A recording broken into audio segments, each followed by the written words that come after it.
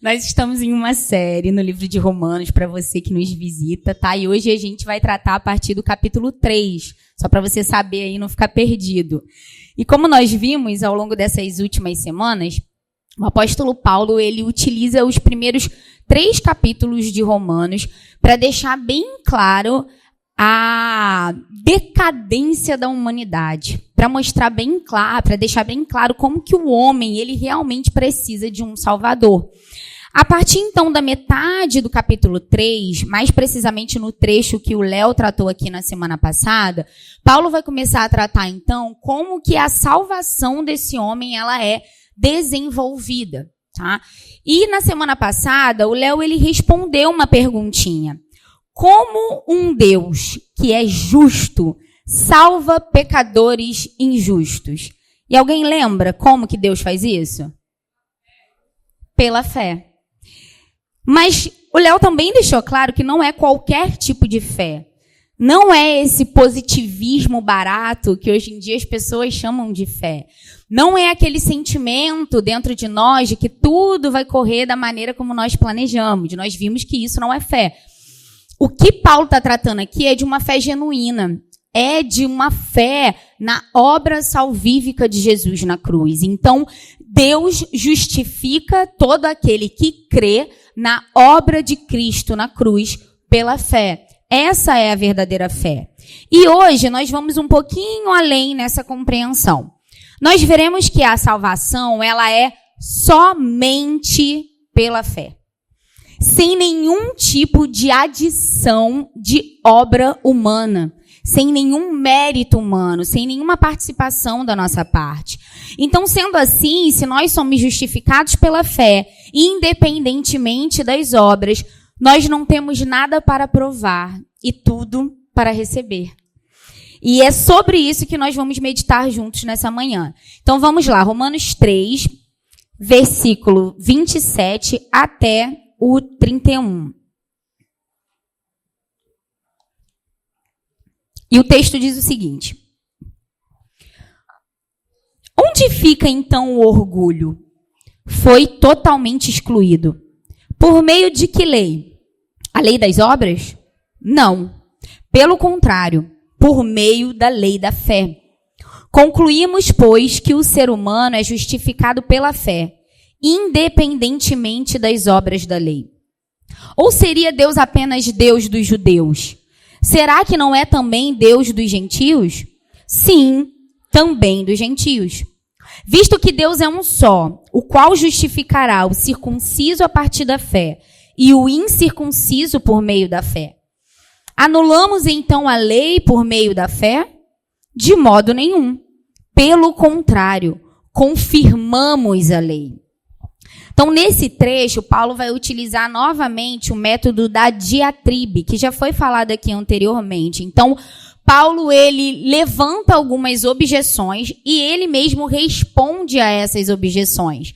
Só a título de curiosidade, que eu gosto muito disso, o livro de Romanos, ele foi utilizado por muitos anos nas principais universidades de direito de todo o mundo como uma maneira dos professores ensinarem aos seus alunos sobre argumentação. De tão bem que Paulo faz isso. Então, no meio civil, ali, longe da esfera religiosa, nada a ver com Bíblia, mas eles utilizavam esse livro para mostrar como alguém argumenta bem, como alguém argumenta com maestria. E isso Paulo faz verdadeiramente com maestria, com perfeição. Vamos então aí no verso 7 observar qual vai ser a primeira indagação de Paulo então. Onde fica então o orgulho? Foi totalmente excluído. Por meio de que lei? A lei das obras? Não. Pelo contrário, por meio da lei da fé. Quando nós estudamos soterologia, que é essa doutrina da salvação do homem, nós nos deparamos com um termo chamado monergismo, que inclusive o Álamo falou na terça-feira, né? Mas vale a pena a gente relembrar para quem não estava no estudo. Então, esse termo, monergismo, ele vem do grego, onde essa palavrinha mono significa um, somando a palavra ergon, que significa obra ou trabalho. Então, de maneira literal, a gente juntando essas duas coisas, vai dar o seguinte, uma só obra. Então, na teologia cristã, o que isso indica? Indica que a salvação, ela é realizada exclusivamente por Deus. Deus, ele é o agente da salvação, do início ao fim, como foi dito pelo Álamo. Então, o ser humano, ele não coopera para produzir a salvação. Essa é uma obra unilateral. Deus faz isso sozinho. Então, diante desse sistema de salvação que está sendo apresentado por Paulo, ele questiona aonde está o motivo de vanglória por parte do homem? Aonde? Já que o homem não participa desse processo. Sendo a salvação uma obra exclusiva de Deus, do início ao fim, não há nenhum motivo para vanglória humana. Não tem espaço para se gabar, como nós costumamos dizer. Nós não temos do que nos orgulhar. Pelas obras da lei, os judeus até tinham do que se orgulhar. Afinal, eles eram um povo escolhido de Deus. Eles eram circuncidados. Eles eram um povo que recebeu a lei. Mas, quando se trata de justificação, quando se trata de salvação, a lei que rege não é a lei das obras, é a lei da fé. Então, nesse caso, nem judeus, nem gentios, ninguém tem do que se orgulhar.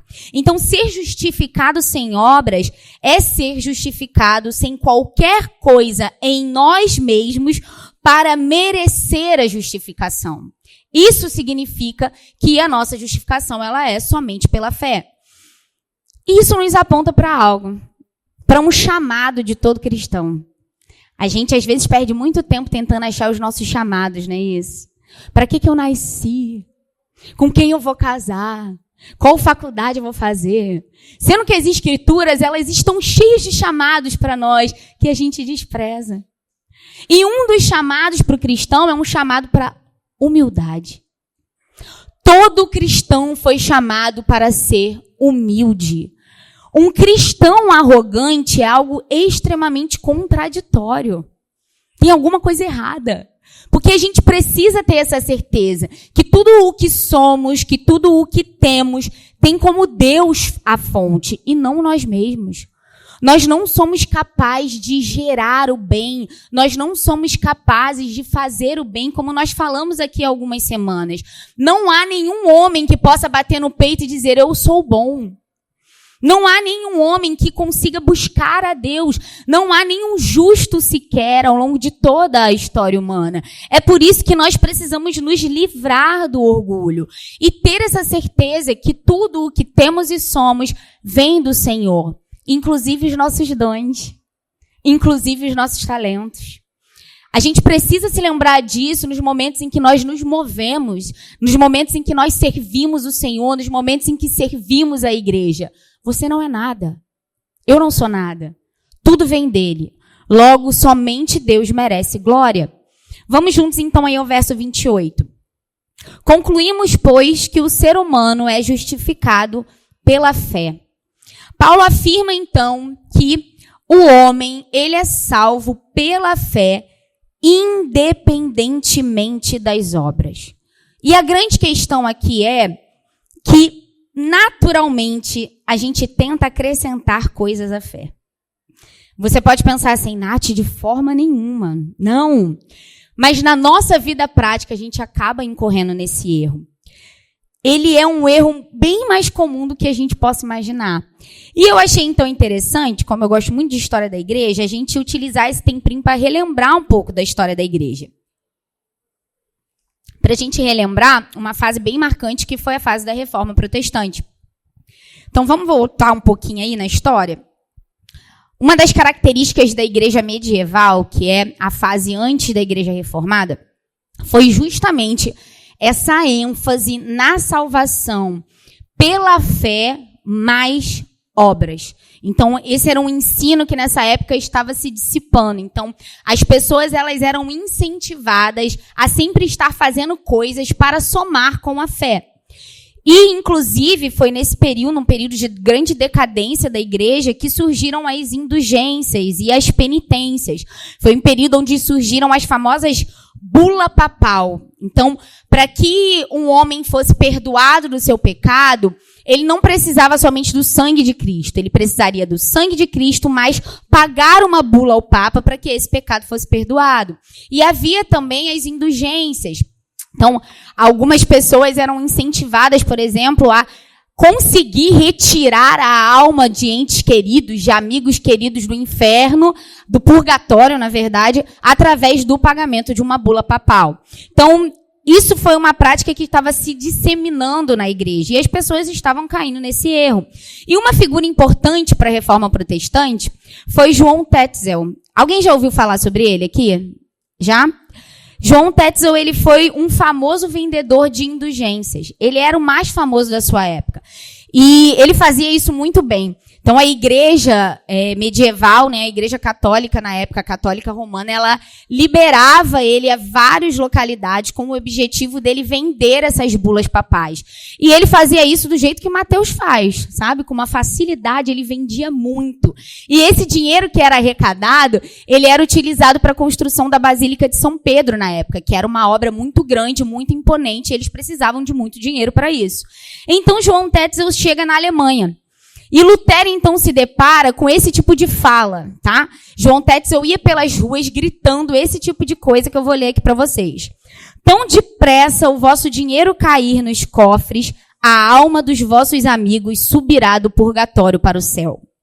A indulgência deixará o pecador mais limpo do que Adão antes de cair. A cruz do vendedor de indulgências tem tanto poder quanto a cruz de Cristo.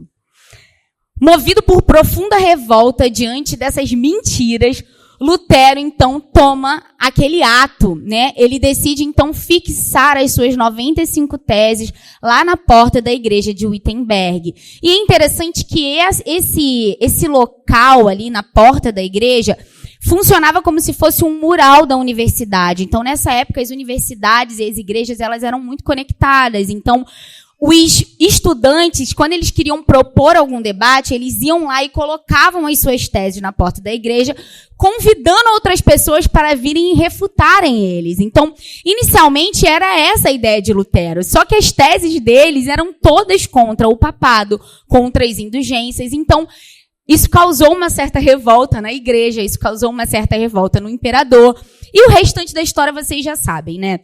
A verdade é que as ideias de Lutero, e não só de Lutero, de outros pré-reformadores e de outros reformadores também, elas foram se espalhando ali por toda a Europa e depois por todo o mundo, e a igreja mudou a partir de então. E eu queria compartilhar com vocês, então, resumir as ideias centrais da Reforma Protestante, que a gente faz isso geralmente através dos princípios teológicos dos 5 solas.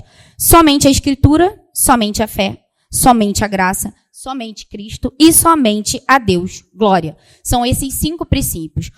Toda essa historinha para te mostrar que a justificação somente pela fé é uma das grandes vitórias da Reforma Protestante. Isso aqui foi conquistado através de luta. Pessoas perderam a sua vida para que essa doutrina não ficasse esquecida. E é interessante que até essa palavrinha somente pela fé, ela foi inclusive acrescentada por Lutero. Ele fez questão de colocar esse somente para dar ênfase ao estado original disso. Que quando Paulo diz a justificação ela é pela fé, ele está querendo dizer isso, que é somente pela fé, exclusivamente pela fé, sem a adição de nenhuma outra coisa. A grande questão é que o nosso pecado ele atrapalha a nossa vida o tempo todo. E ele atrapalha também o nosso entendimento e a nossa prática de algumas doutrinas. E como eu falei, é fácil a gente cair no erro de colocar alguma coisa somado à fé. Você pode parar para pensar assim, de modo nenhum, Nath. Claro que não. Eu tenho certeza que a minha justificação ela é somente pela fé. Mas, às vezes, na prática, o nosso orgulho, a nossa autossuficiência faz com que, de alguma forma, a gente reivindique algum papel de contribuição na nossa redenção. A gente não quer só ganhar esse presente. A gente quer, de certa forma, ajudar nesse presente. Mas não é desse jeito que funciona. A justificação, ela é somente pela fé.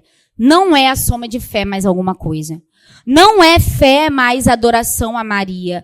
Não é fé mais guardar os sábados. Não é fé mais campanhas. Não é fé mais dízimo. Não é fé mais serviço. Não é fé mais obras sociais. Não é fé mais batismo. Não é fé mais devocional diário. Não é fé mais cargo ministerial. Não é fé mais obediência. É somente pela fé, independentemente das obras. O sangue de Jesus, ele é suficiente para nos tornar justos diante de Deus. E definitivamente ele não precisa da sua ajuda. Ele sabe fazer.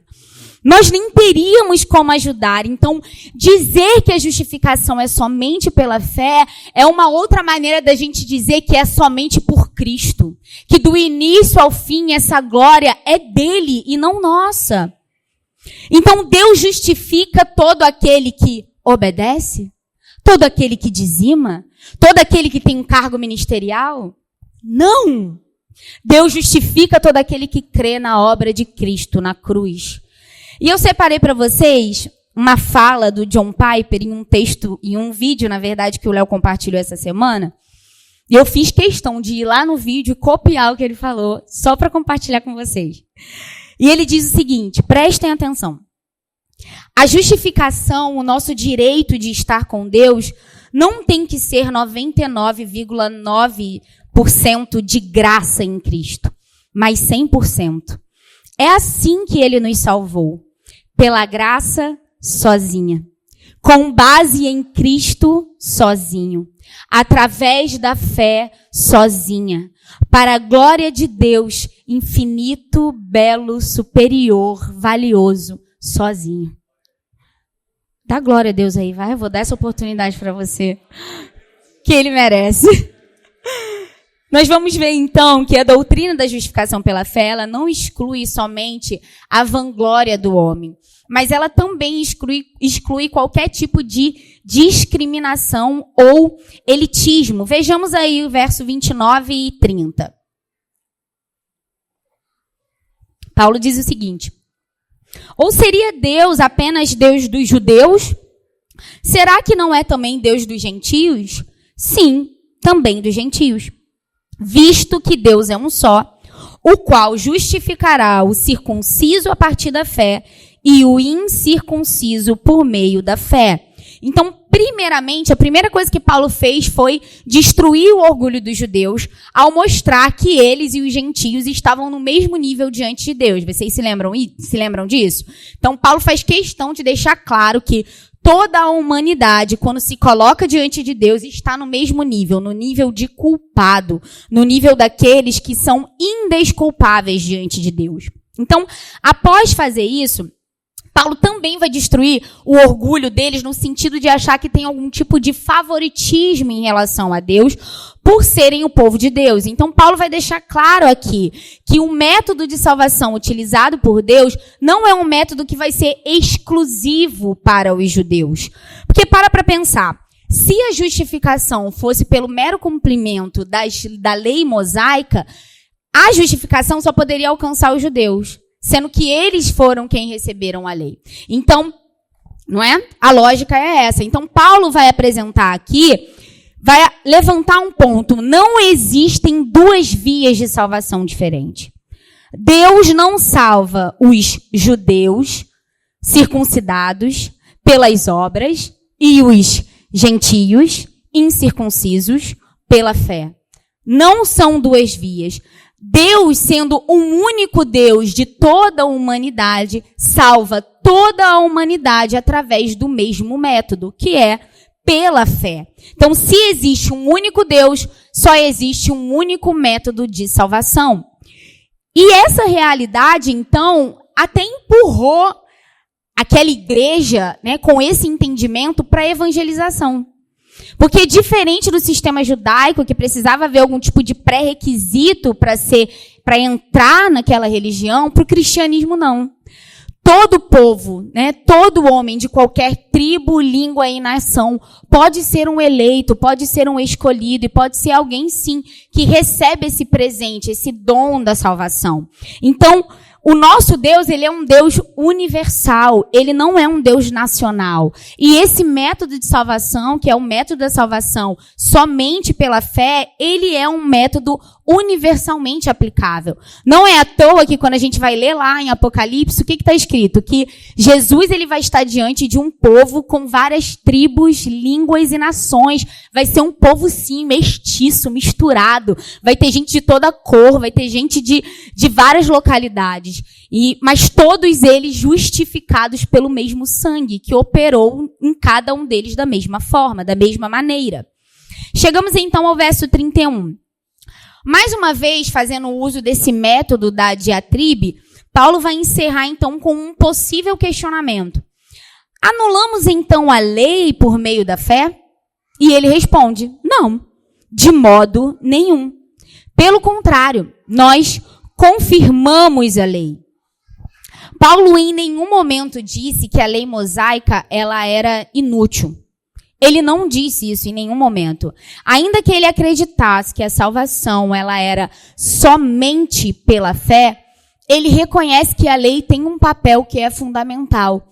E principalmente um papel que é também contínuo, que é necessário. Então, ao contrário do que os judeus pensavam, a lei não foi dada simplesmente para que eles cumprissem aquelas regras para se tornarem justos. Não foi para isso. Foi para que eles, ao se deparar com a lei, ao se deparar com a quantidade de regras e olhassem para a sua própria vida e vissem que eles não conseguiam cumprir, era para convencê-los da necessidade de um Salvador. De que sozinho eles não conseguiriam fazer aquilo. De que ninguém teria capacidade de ser salvo pelas obras, pela obediência. Então, a incapacidade do homem de se salvar exige a provisão por parte de Deus de um Salvador. Então, a fé, ela justifica aqueles a quem a lei condena. Então, a fé e a lei são necessárias, sim. E se a gente for trazer isso, aplicar isso para os nossos dias? A lei ainda tem um valor para nós, as escrituras? Óbvio.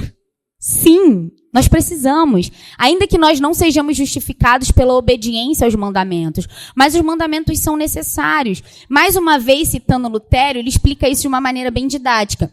Ele diz que a lei, ela nos conduz a Cristo. Ela nos manda a Cristo para justificação. E Cristo nos devolve a lei para a santificação. Então, nós sim, ainda precisamos da lei para que possamos ser santificados. Agora, não mais para ser justificado, mas para ser santificado. E eu estou perto de chegar no final, já tá, gente? O texto hoje é curto, mas eu decidi refletir bastante para chegar em algumas implicações bem práticas da doutrina da justificação pela fé na nossa vida diária, na nossa vida comum. O que muda na minha e na tua vida ao entender, ao compreender a doutrina da justificação pela fé? E de maneira resumida, eu separei 3 pontos.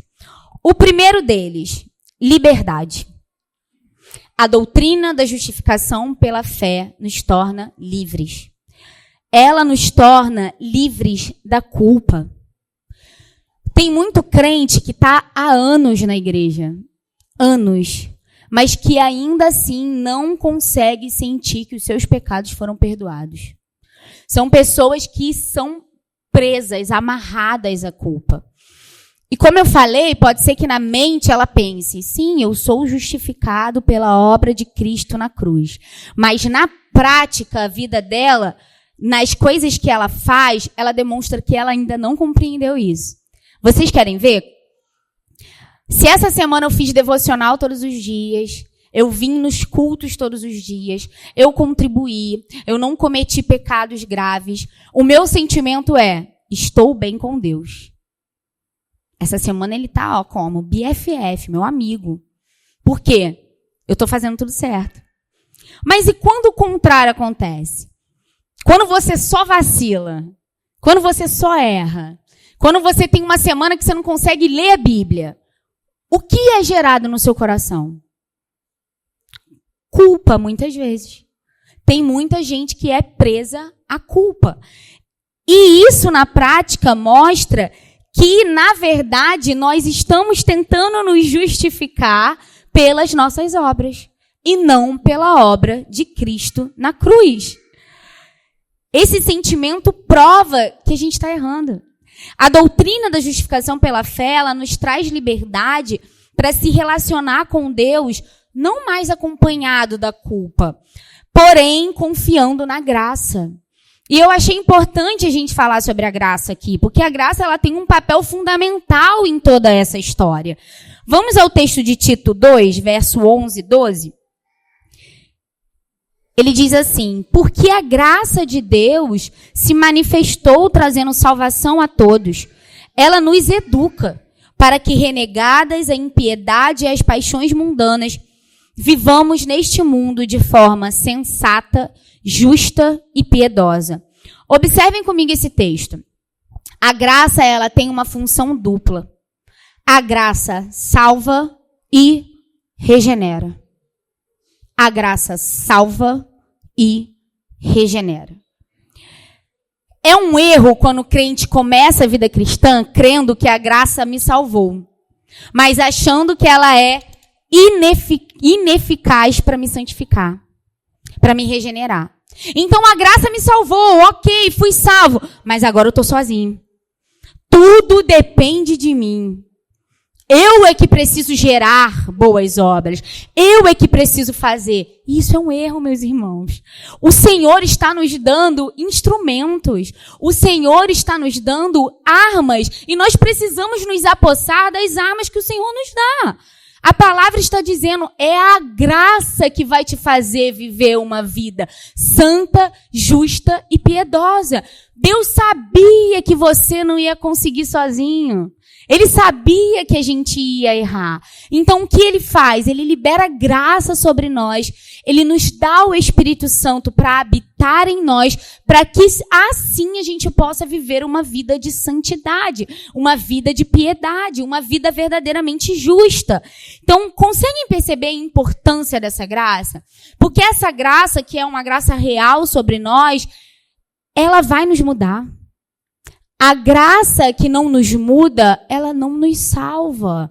Então, não existe o caso dessa graça nos salvar, mas não ser eficaz para não ser eficaz ao nos tornar parecidos com Jesus. Então, nós temos um aliado e precisamos se apossar disso, como eu falei. E você pode pensar assim, Nath, eu já sei disso. Você não está falando nada novo para mim. E que bom, acho ótimo quando isso acontece, né? Porque eu não quero inventar nada mesmo. Deus me livre. Mas existem muitas, meus irmãos, muitas verdades do Evangelho, presta atenção nisso que eu vou te falar, que precisam descer da nossa mente para o nosso coração. Existem diversas verdades do Evangelho que precisam sair da nossa mente e descer para o nosso coração. Então, um conselho que eu te daria é, peça ao Espírito. Peça ao Espírito para que Ele te ajude nesse processo de fazer com que essas verdades desçam para o seu coração, porque isso é libertador. Chegamos então na segunda implicação prática da doutrina da justificação pela fé. E ela é humildade. Eu já falei aqui sobre a humildade, mas eu vou falar novamente. Já que a salvação ela não vem por obras, nós não temos motivos para nos orgulhar. Mas se existe um outro erro que nós caímos, é no erro do orgulho espiritual. Eu sempre falo isso em todas as oportunidades, porque é algo que o Senhor tem falado comigo. A nossa obediência também é perigosa. Cuidado. Cuidado quando o seu nível de santidade faz com que você olhe para o outro e se compare e encha o seu coração de vanglória. Se lembrem o que eu falei, não há nenhum justo. Não há nenhum sequer. Não há ninguém que seja bom. Tudo vem do Senhor. Efésios 2:8 diz assim, porque pela graça vocês são salvos, mediante a fé, e isso não vem de vós, é dom de Deus, não de obras, para que ninguém se glorie. Eu gosto muito desse texto por causa dessa palavrinha dom. Ela significa presente. Nós ganhamos um presente. Agora imagina essa cena. Hoje meu marido está fazendo aniversário e ele ganhou vários presentes aqui. Porque ele é muito amado e vocês são fofos.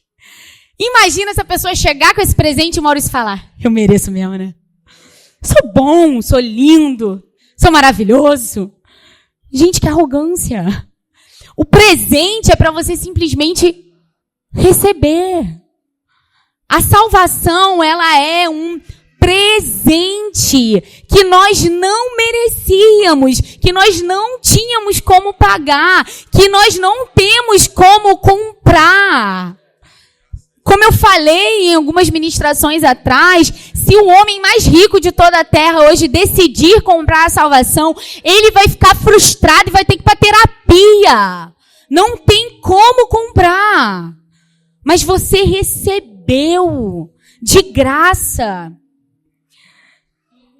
Mas nós não podemos incorrer no erro de achar que porque recebemos esse presente, nós somos melhores do que os que estão lá fora. Se lembra do que eu falei sobre, na prática, às vezes vir alguns sentimentos em nós? Eu, por muitos anos, pensei assim: se eu estou respondendo a Deus, é porque, de certa forma, existe algo dentro de mim que ninguém viu ainda, mas que Deus já viu. Então, como Ele viu que eu vou responder a Ele, Ele me escolheu. Não, não é assim. Eu não tinha nada para oferecer a Deus. Ele me escolheu porque Ele quis. Ele me salvou porque Ele quis.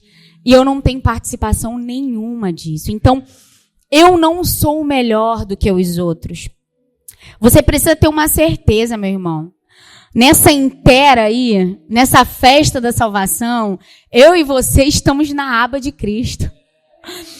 Nós não contribuímos com nada. A mesa está posta, nós nos servimos, temos comunhão com Deus, recebemos a salvação da nossa alma, a nossa alma foi resgatada do inferno, e tudo isso sem a gente pagar, sem contribuir, a glória é toda de Deus. Logo lembre-se, você não é nada e não tem do que se orgulhar. Amém? Chegamos então na terceira implicação. E essa é curiosa. Sabe o que a doutrina da justificação pela fé gera? Obras. Tem muita gente que pensa assim, que a doutrina da eleição, que a doutrina da justificação pela fé, vai, de certa forma, levar o crente para um lugar de inércia, para um lugar de cruzar os braços. Com aquele pensamento assim, já que as minhas obras não importam para a minha salvação, eu vou viver do jeito que eu quero. Eu não preciso obedecer, eu não preciso fazer nada, porque a justificação é através do sangue de Jesus. Só que isso tem outro nome. Isso é graça barata.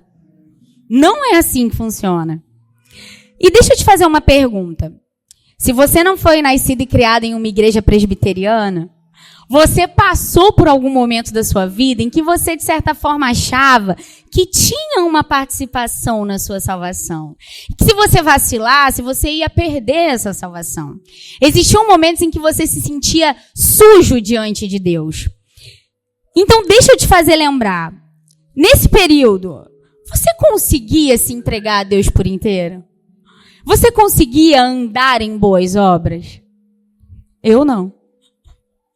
Esse medo não era capaz de me fazer obedecer. Impressionante isso. Ainda que eu pensasse, eu posso perder minha salvação, eu não sou justificada, eu preciso fazer, ainda assim não era suficiente. E deixa eu te fazer outra pergunta. Lembra aí, o que aconteceu com você quando você entendeu que é o sangue de Cristo Jesus que te justifica? Fala aí. Libertador. Tudo muda.